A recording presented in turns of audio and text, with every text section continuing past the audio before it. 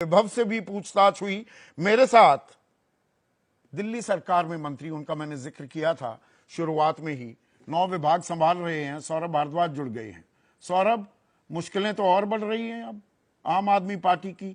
एक राहत की सांस लेती दिख रही थी, आक्रामक भी आप दिख रहे थे कि अरे संजय सिंह को जमानत मिल गई, आरोप मुक्त नहीं हुए, लेकिन केजरीवाल के खिलाफ तो पर्याप्त सबूत की बात कर रहा है Delhi high court.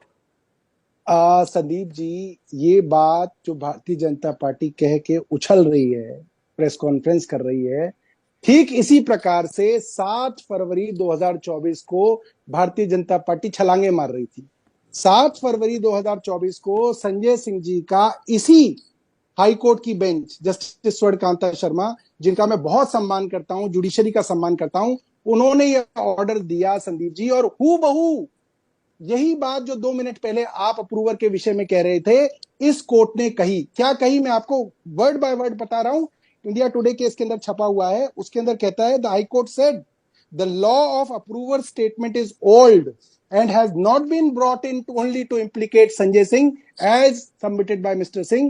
The approver wasn't examined by ED alone, but there are magistrate statements as well.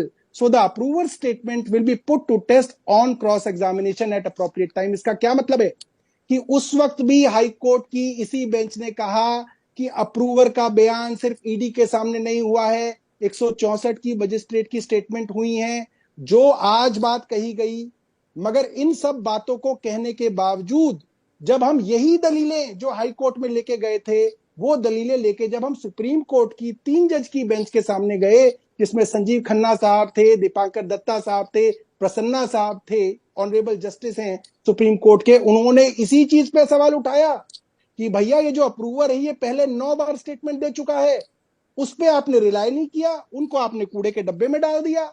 10वीं स्टेटमेंट आप ले आए, कह रहे साहब हमारे पास अप्रूवर है, संजय सिंह को गिरफ्तार करो। जब ईडी को हाई सुप्रीम कोर्ट ने धमकाया और उनको बेल दी, तो वही सबूत, वही दलीलें हमने हाई कोर्ट के सामने रखी थी। हाई कोर्ट को पसंद नहीं आई, कोई बात नहीं, हम सम्मान से उनसे डिसएग्री करते हैं। हम सुप्रीम कोर्ट गए थे, हम सुप्रीम कोर्ट दोबारा जाएंगे। पिछले हफ्ते की बात है, मंगलवार का दिन था, आज भी मंगलवार है। जय हनुमान, हनुमान भगवान का आशीर्वाद मिल गया, आज तो नहीं मिला। सर मिल गया।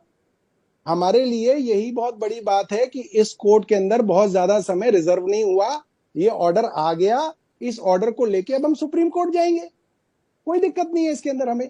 ये हमारी सीढ़ी है, इस सीढ़ी को हम लांग नहीं सकते, इस सीढ़ी के ऊपर चढ़ के ही हमें सुप्रीम कोर्ट जाना है। दिल की धड़कनें तो नहीं बढ़ गई हैं सौरभ भारद्वाज?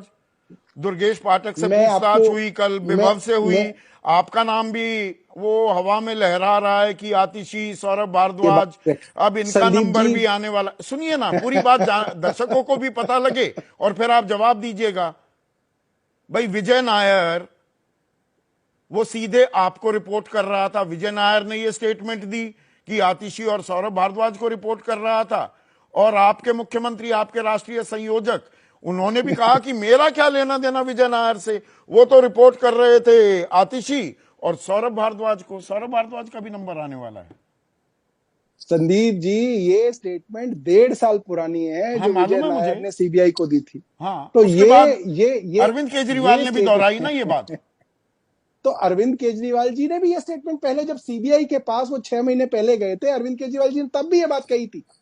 मगर क्या है कि आज ईडी ने बीजेपी के ट्रोल्स के साथ मिलके इस चीज को इसलिए रखा था ताकि इससे पार्टी के अंदर फूट हो जाए, पार्टी के अंदर ऐसा लगे अरे साहब ये तो मुख्यमंत्री जो है अपने 2 मंत्रियों को फंसा रहे हैं, देखिए साहब इनके अंदर लड़ाई झगड़ा हो जाएगा। मगर इस तरीके से होता नहीं है। बीजेपी ने कोशिश की, क्योंकि जिस तरीके से ईडी के वकील ने वो बात ट्रायल में रखी जिसका कोई लेना देना नहीं था, और तुरंत ईडी की और तुरंत पूरी बीजेपी की सोशल मीडिया की आर्मी तैयार थी कि उसको लेके उड़ो और एक झूठा नैरेटिव बनाओ, मगर उससे कुछ हुआ नहीं। उससे कुछ हुआ नहीं। अभी सुप्रीम कोर्ट से कल राहत नहीं मिलती, फिर अगर नहीं मिलती तो? देखिए, मैं संदीप जी बहुत ही प्रैक्टिकल आदमी हूं और प्रैक्टिकली आपको बात बताऊंगा। बेल इस तरीके के मामलों में सुप्रीम कोर्ट से ही मिलती है। मैं आपको कल का एक उदाहरण दूंगा, 2 दिन पुराना है। जब छत्तीसगढ़ के अंदर चुनाव सर पे थे, तो इसी ईडी ने पीएमएलए का केस वहां के मुख्यमंत्री को बदनाम करने के लिए दर्ज किया।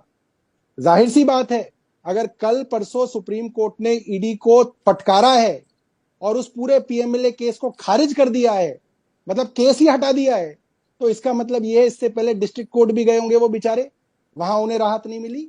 उसके बाद हाई कोर्ट गए होंगे, वहां राहत नहीं मिली, मगर सुप्रीम कोर्ट में यही राहत डूबते मिली। को मैं ये तिनके बिल्कुल का नहीं कहना सहारा, चाह रहा, छत्तीसगढ़ मैं का ये मामला नहीं हो, कहना, दिलीप रे का मामला हो, संदीप अब जी, उसी से ही उम्मीद बांधे बैठे हैं। अब संदीप जी, इसको आप ये मत सोच लीजिएगा कि मैं हाई कोर्टों में विश्वास नहीं करता, मैं उनका बहुत सम्मान करता हूं।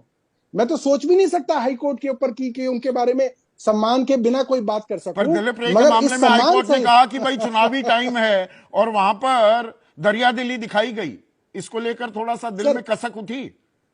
नहीं नहीं सर, देखिए, जो चुनावी टाइम की बात आज हाईकोर्ट ने कही, मेरे को उस पे भी पूरे सम्मान के साथ एतराज है। देखिए, हाईकोर्ट ने 2-3 बार ये बात बोली कि साहब ये मुख्यमंत्री हैं, मगर कानून सबके लिए एक है। मैं मानता हूं कानून से सबके लिए एक है, और पूरे सम्मान के साथ मैं ये बताना चाहता हूं कि ये खबर भी संदीप जी आज की खबर है, और इसी हाई कोर्ट की बेंच, और बहुत सम्मान के साथ मैं कहना चाहता हूं, जस्टिस स्वर्णकांता शर्मा जी ने, दिलीप रे करके एक आदमी है, यूनियन मिनिस्टर रहे हैं, कोयले घोटाले में कन्विक्ट हैं। कन्विक्ट मतलब इनके ऊपर जुर्म जो है साबित हो गया है, 3 साल की सजा हुई है। उनकी कन्विक्शन स्टे करते हुए उसी बेंच ने हाईकोर्ट की क्या कहा है, मैं आपको पढ़ के सुनाता हूं। उनको जो रिलीफ दिया गया, यह कहा गया है कि while granting Ray the relief, the court also took into the consideration his long political career, during which he became the union minister on several occasions, as well as noted the elections are to be held in 2024. He is 71 years of age. Multiple appeals, cross appeals have been filed in this case, which will take time to be heard and are not likely to be heard and decided in the nearest future.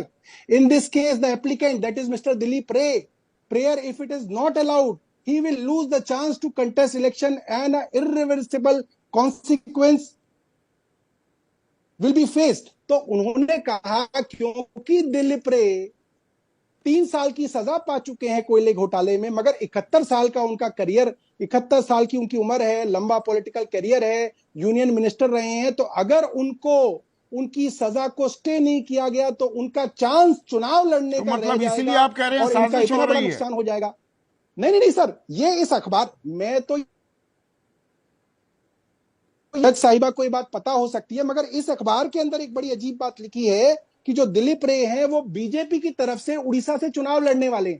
मैं ये तौबा तौबा ये कभी सोच भी नहीं सकता कि हाईकोर्ट के किसी जस्टिस को ये पॉलिटिकल तौबा बातों के बारे तौबा में पता करते होगा। हुए नहीं सोच होगा भी तौबा नहीं तौबा, सकते, बिना क्योंकि सवाल मैं उठाए तो बहुत से इतना सम्मान, आपने सवाल संदीप उठा जी, दिए हैं। सौरभ भारद्वाज, बहुत बहुत नहीं शुक्रिया। नहीं नहीं नहीं आपने संदीप जी, देखिए अभी बहुत से लोग भी हैं, सम्मान के अंदर कोई कमी नहीं है, मैं सम्मान पूरे के अंदर कोई कमी नहीं है, पर